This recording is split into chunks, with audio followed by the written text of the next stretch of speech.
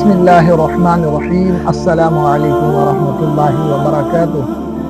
उम्मीद है कि आप लोग तमाम हज़रात खैर व आफियत में होंगे, ख़ासकर जो हमारी यूट्यूब चैनल वाले जो हमें देखना पसंद करते हैं। तो इस रमज़ान मुबारक में आप खैर व आफियत से होंगे। बहुत ही दुख भरी खबर है इस वक्त जो भलेसा के इलाके से आ रही है। भलेसा के एक यानी जो इख्तियारुल उलूम मदरसा है, जो वहाँ के बाज़ार के अंदर आग लगी हुई है।